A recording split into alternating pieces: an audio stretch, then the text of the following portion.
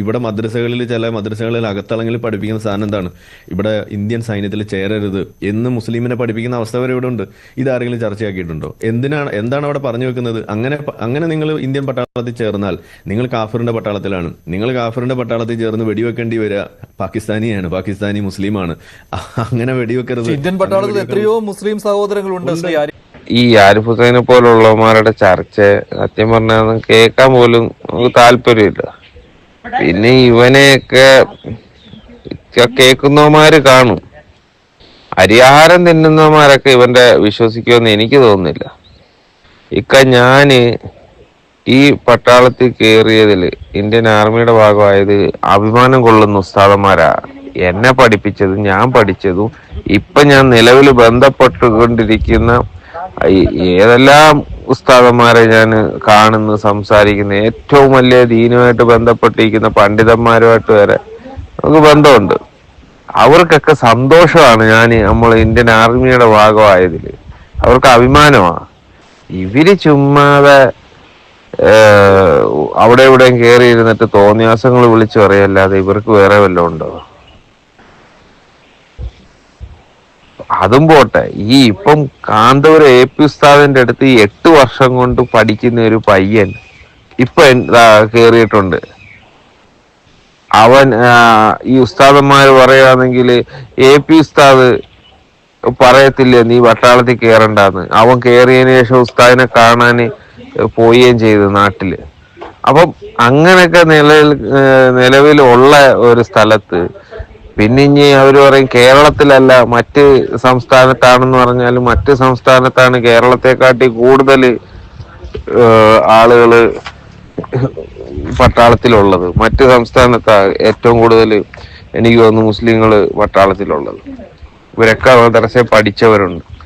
എല്ലാരും പഠിച്ചവരാ, ആരും പഠിക്കാത്തവരല്ല.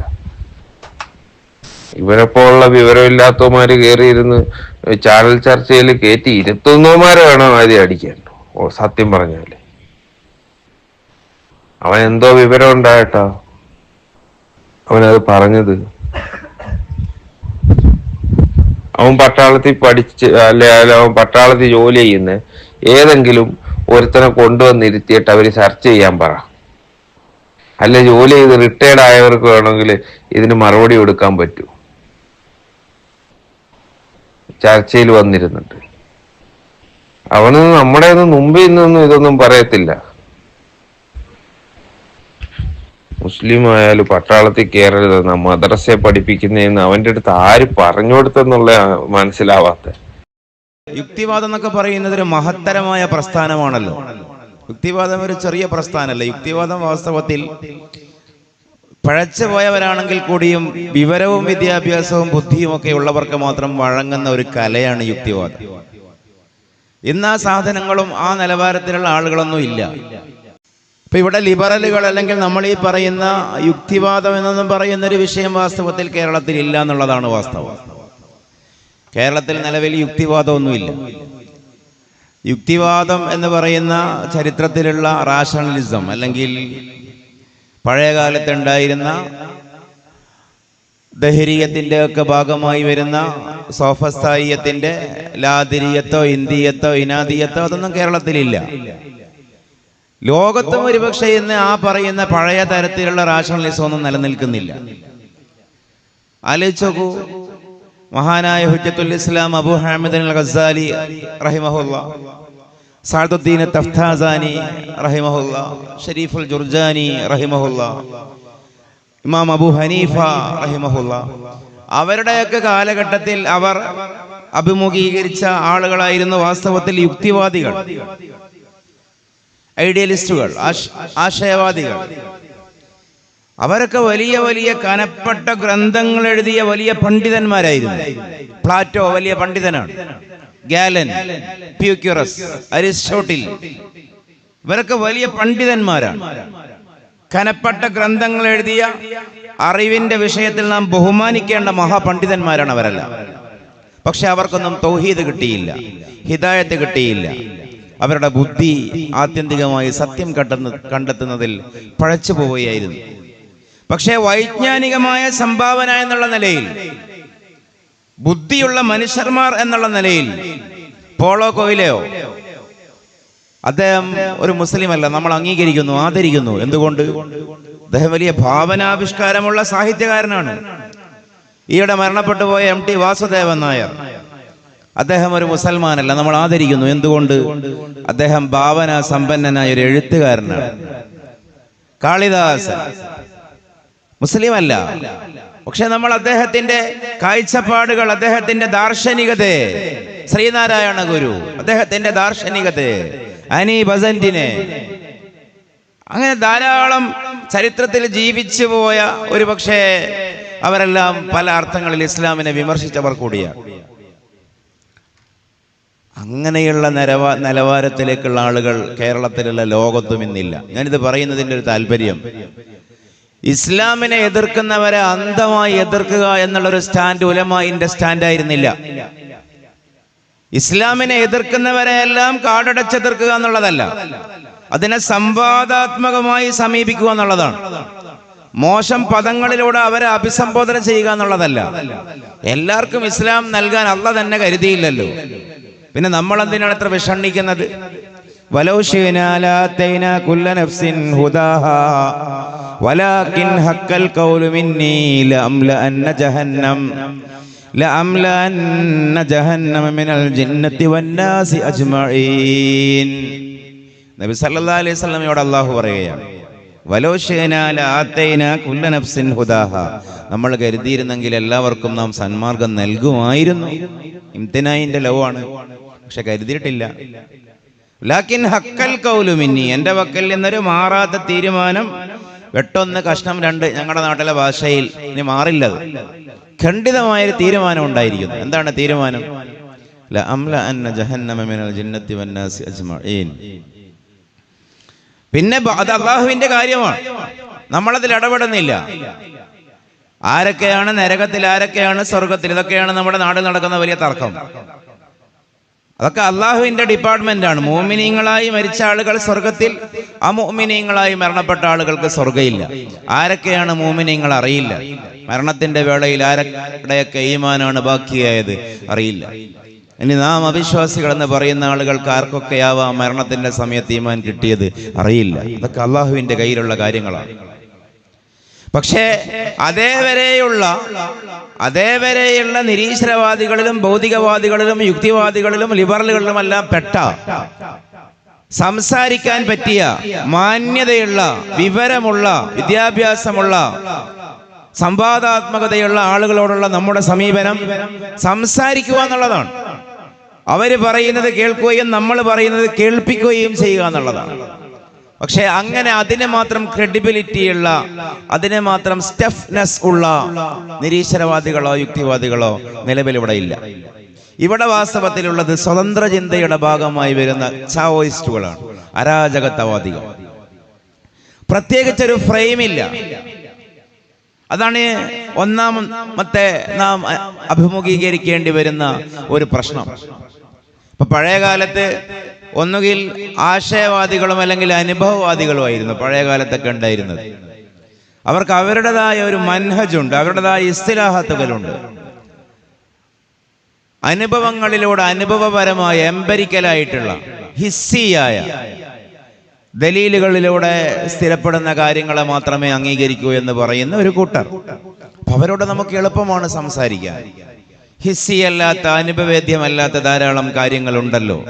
ഇപ്പൊ ഹയവാന് അല്ല, ഇൻസാൻ മുതൽ തന്നെ തുടങ്ങിയാൽ ഇൻസാന്, ഹയവാന്, ജിസ്മനാമി, ജിസ്മ മുത്തലക്ക് വരെ മാത്രമല്ല, ഒരുപക്ഷെ ഹിസ്സിയായിട്ട് ഉണ്ടാവുകയുള്ളൂ. ജൗഹറിലേക്ക് പോകും തോറും ജിസ്മ മുത്തലക്കും ഉണ്ട്, ജിസ്മ മുത്തലക്ക് അല്ലാത്തതുമുണ്ട് ജൗഹറിൽ. അപ്പൊ പിന്നെ എല്ലാം അനുഭവേദ്യമാവണമെന്നില്ല. ഉക്കൂലും നുഫൂസും ഹിസ് കൊണ്ട് കണ്ടെത്താൻ ഒരു പക്ഷേ കഴിയണമെന്നില്ല. അപ്പോ അനുഭവേദ്യമായ, എംപിരിക്കലായ എവിഡൻസുകൾ കൊണ്ട് സ്ഥിരപ്പെട്ട കാര്യം മാത്രമേ അംഗീകരിക്കാൻ പറ്റൂ എന്ന് പറയുന്ന ഒരു വിഭാഗമാണ് നമ്മുടെ മുമ്പിൽ ഉള്ളത് എങ്കിൽ അവരോട് സംസാരിക്കാൻ എളുപ്പമാണ്.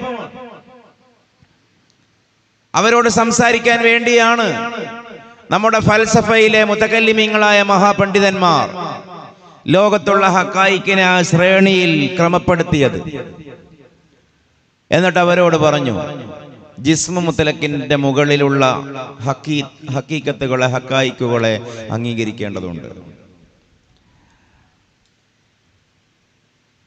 ഇന്ന് ലോകത്ത് ജീവിച്ചിരിക്കുന്ന നിരീശ്വരവാദികളിൽ ആഘോഷിക്കപ്പെടുന്ന ഒരു വിവരദോഷിയാണ് റിച്ചാർഡ് ഡോക്കിൻസ്. അദ്ദേഹം ദൈവമില്ല എന്നതിൻ്റെ വലിയ തെളിവായി കൊണ്ടുവരുന്ന ഒരു മറ്റൊരാളെ ഉദ്ധരിച്ചുകൊണ്ട് അദ്ദേഹം പറയുന്ന ഒരു തത്വമുണ്ടല്ലോ, നമ്മളൊക്കെ പലവരും കേട്ടതാണത്. ഈ ഒരു ഇത് പറഞ്ഞപ്പോൾ ഞാൻ ഓർക്കുകയായിരുന്നു. Absence of evidence is evidence of absence എന്നുള്ളതാണ് അദ്ദേഹത്തിന്റെ ഒരു കായിക നിയമം.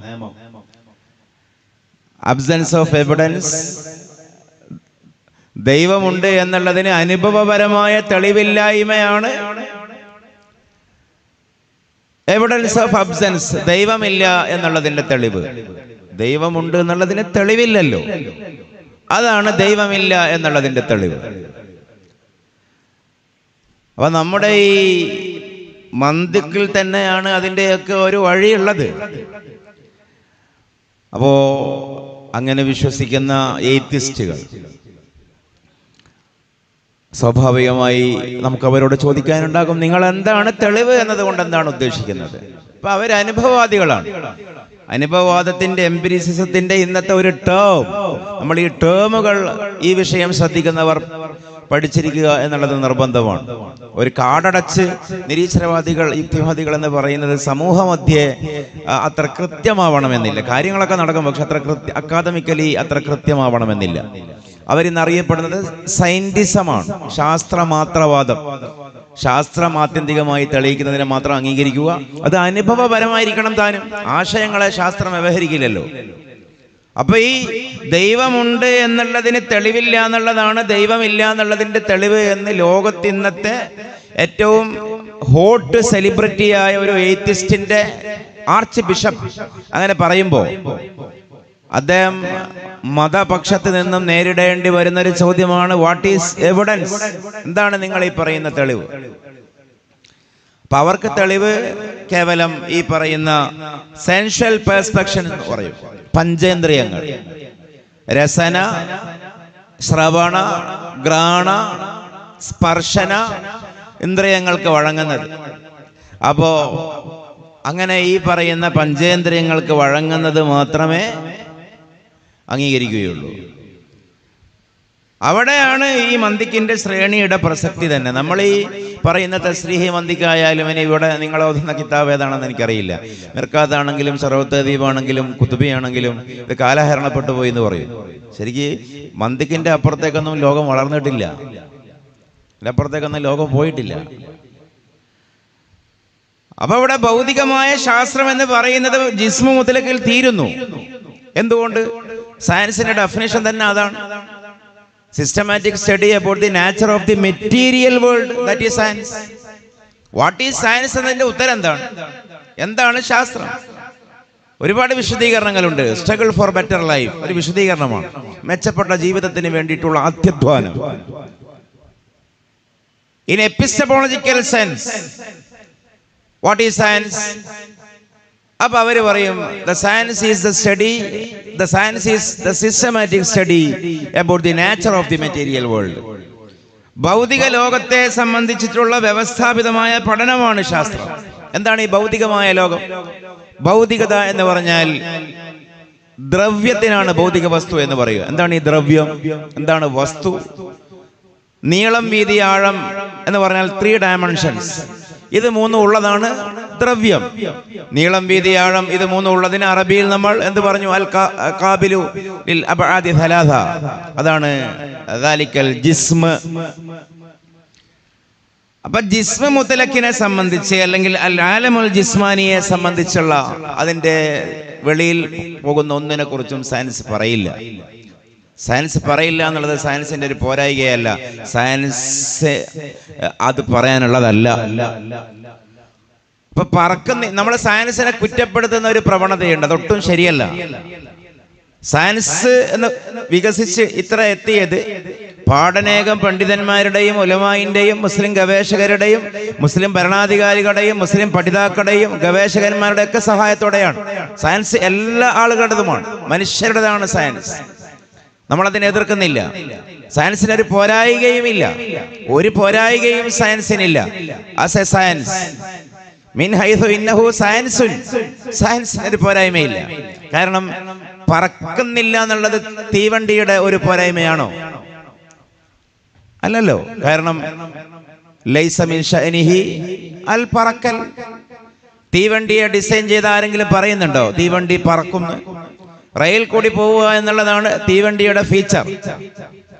അതുകൊണ്ട് തീവണ്ടി പറക്കുന്നില്ല എന്നുള്ളത് തീവണ്ടിക്ക് ഒരു പോരായ്മയല്ല. ഇനി ഫ്ലൈറ്റ് വെള്ളത്തിലൂടെ പുതിയ വാട്ടർ ലാൻഡിംഗ് ഒക്കെ വരുന്നുണ്ടല്ലേ. അപ്പൊ ഒന്നിനെന്താണോ ഫീച്ചർ അതിൽ അത് നിൽക്കുക എന്നുള്ളതാണ് അതിന്റെ ഒരു പെർഫെക്ഷൻ. എന്ന് പറഞ്ഞതുപോലെ അൽ ആലമുൽ ജിസ്മാനിയെ സംബന്ധിച്ച് പഠിക്കാനുള്ളതാണ് സയൻസ് എന്നിരിക്കെ സയൻസ് പോരാത്തതാണെന്നുള്ളതല്ല, അത് പഠിക്കാൻ സയൻസ് പര്യാപ്തമാണ്. ഇസ്ലാമിക് ഫിലോസഫി അല്ലെങ്കിൽ ഫൽസഫത്തുന എന്ന് പറഞ്ഞാൽ ഈ പറയുന്ന സയൻസും കുറച്ചധികവുമാണ്. Physics plus something else, that is metaphysics. ഫിസിക്സും മെറ്റാഫിസിക്സും, ഭൗതികതയും അതിഭൗതികതയും, അല്ലെങ്കിൽ ഭൗതികതയും അഭൗതികതയും, ഇത് രണ്ടും കൂടി ചേരുന്നതാണ് ഇസ്ലാം എന്ന് പറയുന്നത്. അപ്പൊ നമ്മൾ പറയും, നിങ്ങൾ ഈ പറയുന്നത് പോലെ ആലമുൽ ജിസ്മാനിന്റെ ഉള്ളിലുള്ളത് മാത്രം തെളിവാക്കിയാൽ പോരാ, പഞ്ചേന്ദ്രിയങ്ങൾക്ക് വഴങ്ങാത്ത ധാരാളം കാര്യങ്ങളുണ്ട്. അതൊക്കെ കൂടുതൽ മെനക്കെട്ട് പറയേണ്ട കാര്യം കൂടിയില്ല. അതുകൊണ്ടാണ് നമ്മൾ അതിന്റെ മുകളിൽ ജിസ്മ മുത്തലക്കും ജിസ്മ മുത്തലക്ക് അല്ലാത്തതും കൂടി ഉൾക്കൊള്ളുന്ന ജിസ്മനാലി മുകളിലോട്ട് പോകും തോറും അത് ആഴമാവുകയല്ലേ ചെയ്യുക, ജൗഹർ എന്ന് പറയുന്ന മറ്റൊന്നിനെ വെച്ചത്. എന്നിട്ട് അതിന്റെ ഉദാഹരണം തന്നെ നോക്കൂ, കൽ ഉഖൂലി വൻ നുഫൂസ്. അപ്പൊ ഈ പറയുന്ന മലക്കുകളായാലും ഇനി ഇലാഹിയാത്തിന്റെ ഭാഗമായി വരുന്ന കാര്യങ്ങളായാലും പരലോകം, റൂഹ്, ഇനി പുതിയ ആർഗ്യുമെന്റ് പ്രകാരം ഈ പറയുന്ന പല ഗോളാന്തര ജീവികളും ഒക്കെ ഈ പറയുന്ന ജിസ്മു മുത്തലക്കല്ലാത്ത ജീവികളാണ്, വസ്തുക്കളാണ്, ഹക്കീക്കത്തുകളാണ്. അപ്പോ ഞാനിതാണ് പറഞ്ഞത്, പഴയകാലത്തുണ്ടായിരുന്ന നിരീശ്വരവാദികളുടെയും യുക്തിവാദികളുടെയും ഏഴയലത്ത് വെക്കാൻ പറ്റിയ ഒരു ജാതി ഇന്ന് ഭൂമിയിൽ ലഭ്യമല്ലെന്നിരിക്കെ പുതിയ കാലത്തുള്ള താന്തോന്നികളായി സംസാരിക്കുന്ന ആധുനിക കാലത്തെ അരാജകവാദികളായ സ്വതന്ത്രചിന്തകരെ യുക്തിവാദികൾ, നിരീശ്വരവാദികൾ എന്ന് പറഞ്ഞ് നമ്മൾ ബഹുമാനിക്കേണ്ടതില്ല എന്നുള്ളതാണ് ഞാൻ ആദ്യമേ പറഞ്ഞത്. ഇവിടെ നിരീശ്വരവാദികളോ യുക്തിവാദികളോ ഇല്ല എന്ന് പറഞ്ഞത് ഇവിടെ പ്രശ്നമില്ല എന്ന് കാണിക്കാനല്ല. നിരീശ്വരവാദം, യുക്തിവാദം എന്നൊക്കെ പറഞ്ഞാൽ കുറച്ച് അർത്ഥമുള്ള പ്രത്യയശാസ്ത്രങ്ങളാണ്. അവിടെയൊന്നും എത്താനുള്ള മെന ഇവർക്കില്ല. ഇവരെന്താ ചെയ്യുന്നത്? ഇവര് ചെയ്യുന്നത് പ്രത്യേകിച്ചൊരു ഫ്രെയിമില്ലാതെ തോന്നിയത് പറയുക എന്നുള്ളതാണ്. അങ്ങനെ ഒരു സിസ്റ്റം കൊണ്ട് മനുഷ്യ ജീവിതം സാധ്യമാണ്. ഇപ്പൊ എല്ലാ ആളുകൾക്കും സ്വീകാര്യമായൊരു പ്രത്യയശാസ്ത്രം വെച്ചുകൊണ്ടല്ലേ മനുഷ്യർക്ക് സാമൂഹിക ജീവിതം മുന്നോട്ട് കൊണ്ടുപോകുക സാധ്യമാവുള്ളൂ. നിരീശ്വരവാദ അല്ല യുക്തിവാദ സ്വതന്ത്ര ഇന്ത്യയുടെ എല്ലാ ഭാഗത്തെയും മെൻഷൻ ചെയ്തു പോകലെന്നും ഈ ഒരു വേദിയിൽ ഒരുപക്ഷെ സാധിക്കുന്ന സംഗതിയല്ല. നമുക്ക് കുറച്ച് കാര്യം ഇങ്ങനെ പറഞ്ഞു പോകാം. സമൂഹത്തിന് മനസ്സിലാവുന്ന ഒരു നിലയിൽ നമ്മൾ ആലോചിച്ചാൽ, ഇപ്പൊ പ്രായോഗികമായ വിഷയങ്ങളെടുത്ത് ആലോചിച്ച് നോക്കൂ. ഇപ്പോ കഴിഞ്ഞ ആഴ്ചയൊക്കെ നമ്മുടെ നഴ്സിംഗ് കോളേജിലൊക്കെ വലിയ റാഗിങ്ങിന്റെ വിഷയമൊക്കെ ഉണ്ടായി. എക്സാമ്പിൾ, കാലിന്റെ അടി മുതൽ തലമുടി വരെ ഒക്കെ കോമ്പസ് കൊണ്ട് കുത്തി കുത്തി ഒരു മൃതപ്രായനാക്കി പ്രാണന് വേണ്ടി അലറുന്ന സീനൊക്കെ നമ്മൾ കണ്ടതാണ്. അതിനെ കേരളത്തിലെ വലിയ ചാനലൊക്കെ ചർച്ചയാക്കിയിട്ട് അതിന്റെ ആങ്കർ ഇങ്ങനെ വിളിച്ചു ചോദിക്കുന്നു, കഴിഞ്ഞ മാസമല്ലേ ആത്മഹത്യ ഉണ്ടായത്, നമ്മൾ ചർച്ച ചെയ്തത്, ഇതിനൊരു കുറവില്ലല്ലോ, എന്തേ പരിഹാരം കാണാൻ പറ്റാത്തത്?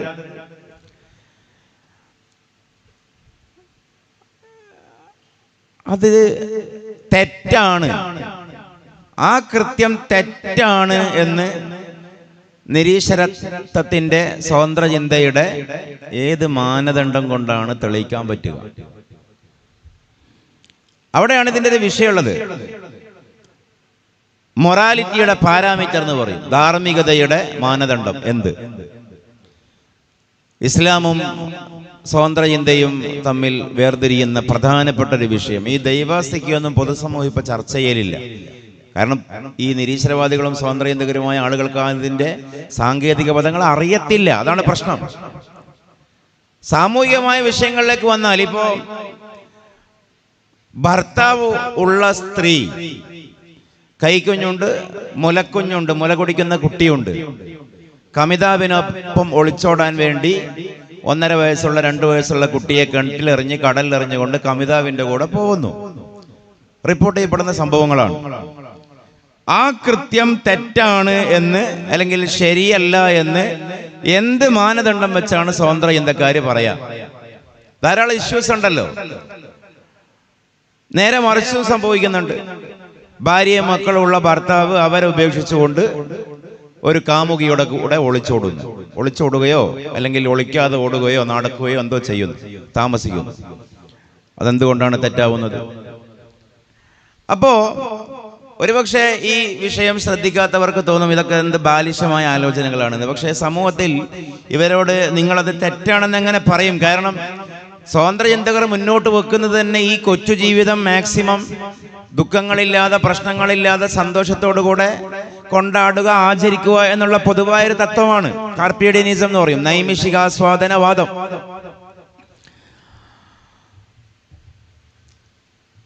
അപ്പൊ തെറ്റാവാൻ അവര് മുന്നോട്ട് വെക്കുന്ന കുറച്ച് ന്യായങ്ങളുണ്ട്. ഒന്ന് ഹെഡോണിസം എന്ന് പറയും. നിരീശ്വരവാദികളും സ്വതന്ത്ര ചിന്തകരും ഒരു കാര്യം അഫ്ആലുൽ മുക്കല്ലഫ്, അത് ശരിയോ തെറ്റോ എന്ന് നിർണയിക്കുന്നതിന്റെ മാനദണ്ഡമായി മുന്നോട്ട് വെക്കുന്ന ആഗോളാടിസ്ഥാനത്തിൽ മുന്നോട്ട് വെക്കുന്ന ഒരു കാഴ്ചപ്പാടാണ് ഹെഡോണിസം. ഹെഡോണിസം എന്ന് പറഞ്ഞാൽ എന്താ? ഹെഡോണിസം എന്ന് പറഞ്ഞാൽ ഒരു കാര്യവും ആത്യന്തികമായി ശരിയോ തെറ്റോ ഒന്നുമല്ല, മറിച്ച് അതിന്റെ ഇമ്പാക്ട്, അതിന്റെ പരിണിതി അല്ലെങ്കിൽ അതുണ്ടാക്കുന്ന ആഘാതം,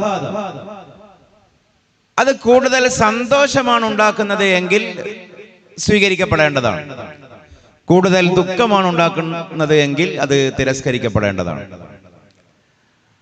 അതൊരു പൊതുവായ മാനദണ്ഡമായി അവർ മുന്നോട്ട് വെക്കുന്നു. എന്തിനു വേണ്ടി?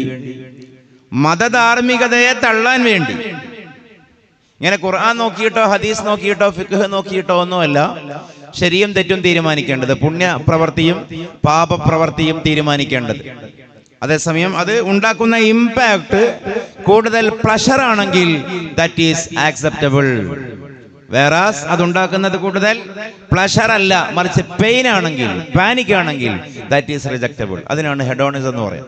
അപ്പൊ ഒരു വിഷയം നമ്മുടെ മുമ്പിൽ പ്രാക്ടിക്കലി ഉണ്ടായി. എന്താ? ഒരു 10 പേർ ചേർന്ന് ഒരു സ്ത്രീയെ ബലാത്സംഗം ചെയ്യുന്നു എന്നിരിക്കട്ടെ. ആ കൃത്യം അതൊരു പാപമാണോ അതൊരു പുണ്യമാണോ? കാരണം 10 പേർക്ക് പ്ലഷർ, ഒരു സ്ത്രീക്ക്, ഒരു ഇരക്ക് പെയിൻ. ഹെഡോണിസം അനുസരിച്ചുകൊണ്ട് അതൊരു സോഷ്യൽ സിസ്റ്റമായി മാറുകയാണെങ്കിൽ ഈ 10 പേരുടെ ഹാപ്പിനെസ് ആണ് പരിഗണിക്കപ്പെടുക. ഒരു സ്ത്രീയുടെ ദുഃഖമല്ല, പ്രാണവേദനയല്ല. ഒരു മാനദണ്ഡം എന്ന് പറയുമ്പോൾ ഒരു ക്രൈറ്റീരിയ നമ്മുടെ ഭാഷയിൽ അത് ജാമിയും മാനിയും ആയിരിക്കണം. ജാമി മാത്രം ആയാൽ പോരാ, മാനിയ കൂടി ആവണം, മുത്തരിതും മുൻഅക്കിസുമാവണ്ടേ. അപ്പൊ ഇവിടെ ഹാപ്പിനെസിന്റെ ക്വാണ്ടിറ്റിയും സാഡ്നെസിന്റെ ക്വാണ്ടിറ്റിയും അല്ലെങ്കിൽ പ്ലഷറിന്റെ ക്വാണ്ടിറ്റിയും പാനിക്കിന്റെ ക്വാണ്ടിറ്റിയും അളവ് നോക്കിയിട്ട് അതിന്റെ കമ്മിയത്ത് നോക്കിയിട്ട് കൂടുതൽ കിട്ടുന്നത് സന്തോഷമാണെങ്കിൽ അതിനെ സ്വീകരിക്കണം, എനിക്ക് കിട്ടുന്നത് ദുഃഖമാണെങ്കിൽ അതിനെ തള്ളണം എന്ന് പറയുന്ന മാനദണ്ഡം കൊണ്ട് സമൂഹത്തിന് മുന്നോട്ട് പോവുക സാധ്യമാണോ? ഒരു കൊട്ടേഷൻ സംഘം അല്ലെങ്കിൽ ഒരു മാഫിയ സംഘം ഒരു വണ്ടിയിൽ യാത്ര ചെയ്യുന്ന ആളുകളെ റോബറി, കവർ ചെയ്യുകയാണ്. ആ പ്രശ്നം അവിടെ ഉണ്ടല്ലോ. ഒരു കക്ഷിക്ക് അല്ലെങ്കിൽ ഒരു ഫാമിലിക്ക് ദുഃഖം, ഒരു സമൂഹത്തിന് സന്തോഷം. അപ്പൊ അത് ഒരു കൂടുതൽ ചർച്ച ചെയ്യേണ്ട ഒരു വിഷയമല്ല. രണ്ടാമത്തെ അവരുടെ പൊതുവെ പറയാറുള്ള സംഗതി, ഈ പറയുന്ന ഹെഡോണിസം ഇപ്പോ അധികം ചർച്ച ചെയ്യുന്ന സംഗതിയല്ല. കൂടുതൽ പറയുന്നത് ഭരണഘടന ഉണ്ടല്ലോ എന്നുള്ളതാണ്. സാധാരണ നമ്മുടെ ഇടയിലൊക്കെ ഒരു കുട്ടി ഇസ്ലാം എന്ന് പുറത്തു പോവുകയാണെങ്കിൽ, ഞാൻ ഇനി ഏത്തിസ്റ്റ് ആണ് അല്ലെങ്കിൽ എക്സ് മുസ്ലിമാണ്, നിങ്ങളുടെ മതം എനിക്ക് വേണ്ട എന്നൊക്കെ പറഞ്ഞു പോവുകയാണെങ്കിൽ അവരൊക്കെ ഉന്നയിക്കുന്ന ഒരു ആർഗ്യുമെന്റ് ആണ്, ഈ നാട്ടിൽ മാനമര്യാദക്ക് ജീവിക്കാൻ ഭരണഘടനയുണ്ടല്ലോ, പിന്നെ എന്തിനാണ് ഈ പറയുന്നത് പോലെ ഒരു ഫിഖ്ഹും ചട്ടവും ചിട്ടയും ഒക്കെ? അതൊക്കെ നിങ്ങൾ പുരോഹിതന്മാർ, മൗലാനമാർ, ഉസ്താദന്മാർ ഉണ്ടാക്കുന്നതാണ്. അതിനാണ് ഇന്ന് കൂടുതൽ പൊതുമീഡിയയിലൊക്കെ വലിയ ഒരു അംഗീകാരമൊക്കെ കിട്ടുക. ഇസ്ലാമിന്റെ വ്യവസ്ഥാപിതമായ തത്വത്തെ ചോദ്യം ചെയ്യുന്ന ഇസ്ലാമിന്റെ അകത്തുള്ള ഏതെങ്കിലും ഒരു കക്ഷിയെ കിട്ടിയാൽ ഇവിടെയുള്ള പൊതുമീഡിയക്കൊക്കെ എന്തൊരു ആവേശമാണ്. ഇത് കഴിഞ്ഞ ദിവസമൊക്കെ എന്തോ ഒരു വിവാദത്തിൽ ഒരു ഉസ്താദ് പെട്ടതിന് ശേഷം എല്ലാ മീഡിയയും ആ വിഷയം കുത്തിപ്പൊക്കുകയാണ്. വാസ്തവത്തിൽ ആ സഹോദരിയെ ആരാണ് മെന്റൽ ട്രോമയിൽ അകപ്പെടുത്തുന്നത്? ആലോചിച്ച് നോക്കൂ നിങ്ങൾ ആ വിഷയം ശ്രദ്ധിച്ചിട്ടുണ്ടെങ്കിൽ. എല്ലാ ചാനലും, കാരണം അദ്ദേഹം ഒരു തലയെക്കെട്ട് കെട്ടിയ ഉസ്താദായിപ്പോയി, വേറെ പ്രശ്നമൊന്നുമില്ല. അദ്ദേഹം പറഞ്ഞ ആ ആർഗ്യുമെന്റിലെ ആ ആ പറഞ്ഞ വിഷയത്തിലെ ആ ശൈലിയോടൊരു പക്ഷേ നമുക്കൊന്നും യോജിപ്പുണ്ടാവണമെന്നില്ല. ആ പേരും കാര്യവും പറയണ്ടായിരുന്നു.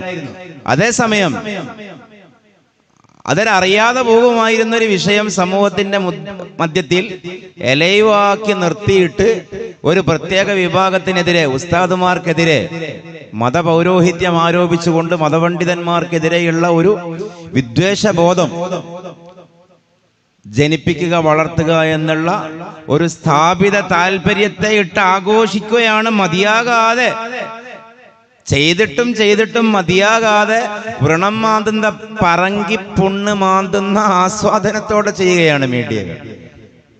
അപ്പൊ ഇസ്ലാമിന്റെ ഈ തത്വങ്ങളെ എതിർക്കുന്ന മുസ്ലിം നാമധാരികൾക്ക് സമൂഹത്തിൽ നല്ല മൈലേജ് ആയിരിക്കും. സമൂഹത്തിന്റെ പുതിയൊരു ടെൻഡൻസി തന്നെ നല്ല മുസ്ലിമിനെയും ചീത്ത മുസ്ലിമിനെയും ഉണ്ടാക്കലാണ്. ആരാണ് ഈ നല്ല മുസ്ലിം? സമൂഹത്തിന്റെ കണ്ണിൽ പൊതുബോധം എന്ന് പറയുന്ന ഫാബ്രിക്കേറ്റഡ്, നിർമ്മിത, വ്യാജ ഒരു പരിഗണനയാണ് ഈ പൊതുബോധം. പൊതുബോധം എന്ന് പറഞ്ഞൊരു ബോധമൊന്നുമില്ല. നമ്മുടെയൊക്കെ ബോധവും പൊതുബോധമാണ്. നമ്മൾ കാട്ടിൽ ജീവിക്കുന്നവരല്ല, നാട്ടിൽ തന്നെ ജീവിക്കുന്നവരാണ്. നമ്മുടെ ബോധവും പൊതുബോധമാണ്. നമ്മളും പറയുന്നൊരു തെറ്റായ വാക്കാണ് പൊതുബോധത്തിൽ ഇസ്ലാം ശരിയല്ല. എന്താണ് ഈ പൊതുബോധം? നമ്മുടെയൊക്കെ ബോധം തന്നെയാണ് പൊതുബോധം. പൊതുബോധം എന്ന് പറയുന്നത് ഏതെങ്കിലും ഒരു വരേണ്യരുടെ, സർക്കാർ ഉദ്യോഗസ്ഥരുടെ, മീഡിയക്കാരുടെ ബോധമല്ല പൊതുബോധം. എല്ലാ ആളുകളും കൂടിച്ചേരുമ്പോൾ ആ ബോധമാണ് പൊതുബോധം. പക്ഷെ ഞാൻ പറഞ്ഞെന്താ വെച്ചിട്ടുണ്ടെങ്കിൽ, സമൂഹത്തിലുള്ള ഇന്നത്തെ ഒരു ടെൻഡൻസിയാണ് പറയുന്നത് നല്ല മുസ്ലിമിനെയും ചീത്ത മുസ്ലിമിനെയും വേർതിരിച്ച് പറയാം. ആരാണ് ഈ നല്ല മുസ്ലിം?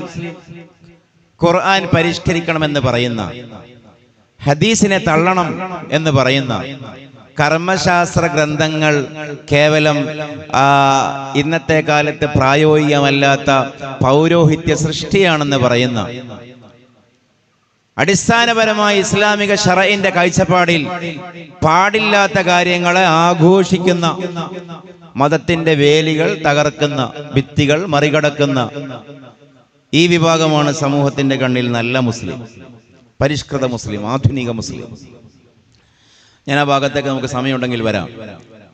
പക്ഷെ പറഞ്ഞതെന്താ, അത്തരം ഇവരുടെ കണ്ണിലുള്ള നല്ല മുസ്ലിങ്ങളോട് അപ്പൊ പിന്നെ നിങ്ങൾക്ക് ഈ ഖുർആനും ഹദീസൊന്നും അത്ര വലിയൊരു പരിഗണന അല്ലെങ്കിൽ പിന്നെ എങ്ങനെയാണ് നിങ്ങൾ ഒരു വിഷയം ശരിയോ തെറ്റോ എന്ന് തീരുമാനിക്കുക എന്ന് ചോദിക്കുമ്പോൾ അവർ പറയും ഞങ്ങൾ ഭരണഘടന അനുസരിച്ചുകൊണ്ട് ജീവിച്ചോളൂ. പക്ഷെ ആലോചിച്ച് നോക്കൂ, ലോകത്തെ ഏതെങ്കിലും ഭരണഘടന അനുസരിച്ചുകൊണ്ട് സ്വകാര്യമായ ജീവിതം, സ്വകാര്യമായ പ്രാക്ടീസുകൾ, അതിലെ ധർമ്മങ്ങളെ കുറിച്ച് സംസാരിക്കുന്നുണ്ടോ? അവനവൻ അടച്ചിട്ട വാതിലിന്റെ ഉള്ളിൽ ചെയ്യുന്ന, അവനവനോട് ചെയ്യുന്ന കാര്യങ്ങൾ. ഇപ്പൊ കമ്മിറ്റിംഗ് സൂയിസൈഡ്, ആത്മഹത്യ ചെയ്യൽ ശരിയോ തെറ്റോ? സമൂഹം അനുഭവിക്കുന്ന ഒരു ചോദ്യമാണത്. ഇത് ഭരണഘടന വെച്ചുകൊണ്ട് അങ്ങനെ പറയും.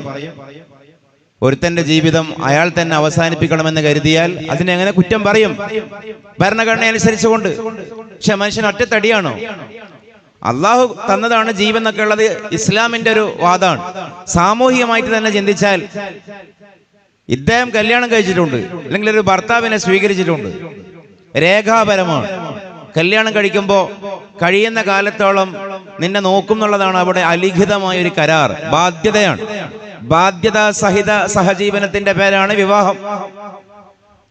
അപ്പോൾ മക്കളുണ്ട്, കുടുംബമുണ്ട്, അവരെയൊക്കെ പെരുവഴിയിലാക്കിയിട്ടാണ് ഒരുപക്ഷെ വൈധവ്യത്തിലേക്കും അനാഥത്വത്തിലേക്കും വലിച്ചെറിഞ്ഞുകൊണ്ടാണ് ഇദ്ദേഹം ആത്മഹത്യ ചെയ്യുന്നത്. മറിച്ചും അതിനെ ഭരണഘടന എങ്ങനെയാണ് സമീപിക്കുക? ഇനി അതൊരു സങ്കീർണമായ വിഷയമാണെങ്കിൽ പ്രായമായവരെ ബഹുമാനിക്കണമെന്ന് പറയുന്ന ലോകത്തെ ഭരണഘടന ഏതാ? പ്രായമായവരെ ബഹുമാനിക്കണമെന്ന് പറയുന്ന ഭരണഘടന ഏതാ? പ്രായമില്ലാത്തവരോട് കരുണ കാണിക്കണമെന്ന് പറയുന്ന, സാമൂഹികമായി പ്രശ്നങ്ങൾ സംഭവിക്കുമ്പോൾ അതിൽ സംഭാവനകൾ അർപ്പിച്ചും ജീവകാരുണ്യ പ്രവർത്തനങ്ങളിൽ ഏർപ്പെട്ടും അത് പരിഹരിക്കാൻ ആവശ്യമായ കൃത്യങ്ങളുടെ കൂടെ നിൽക്കണമെന്ന് പറയുന്ന, അതിനെ നിയമപരമായി ലീഗലൈസ് ചെയ്യുന്ന, ലീഗലി അതിന് ഇന്റർപ്രിട്ടേഷൻ നൽകുന്ന ഭരണഘടനകളുണ്ട്. അതൊക്കെ സോഷ്യൽ നോംസ് ആണ്, സാമൂഹികമായ ചട്ടങ്ങളാണ്. ഇറ്റിക്വിറ്റീസ് എന്ന് പറയും, എത്തിക്സ് എന്ന് പറയും. അതൊന്നും ഭരണഘടന പറയില്ല. ഭരണഘടന അനുസരിച്ച് കൊണ്ട് ജീവിക്കാം എന്നൊരാൾ വിചാരിച്ചാൽ ലോകത്തൊരു പിതാവിനെയും ബഹുമാനിക്കാതെ മക്കൾക്ക് ജീവിക്കാൻ പറ്റും. ഒരു മാതാവിനെയും ബഹുമാനിക്കാതെയും ജീവിക്കാൻ പറ്റും. ഗുരുനാഥരെ ആദരിക്കാതെ ജീവിക്കാൻ പറ്റും. ക്ലാസ്സിൽ ഗുരുനാഥൻ വരുമ്പോൾ എഴുന്നേറ്റ് നിൽക്കണമെന്ന് പറയുന്ന ഭരണഘടന ലോകത്തെ ഏതെങ്കിലും രാജ്യത്തുണ്ടോ? അധ്യാപകൻ വരുമ്പോൾ എഴുന്നേൽക്കണമെന്ന് പറയുന്ന, എന്നാൽ ഈ അധ്യാപകൻ വരുമ്പോൾ എഴുന്നേൽക്കണമെന്നത് മുസ്ലിങ്ങൾ മാത്രം ഇഷ്ടപ്പെടുന്ന ഒരു തത്വമാണോ? അല്ല, ഒരിക്കലുമല്ല. എല്ലാ ആളുകളും ഇഷ്ടപ്പെടുന്ന കാര്യമാണത്, അംഗീകരിക്കുന്ന കാര്യമാണത്.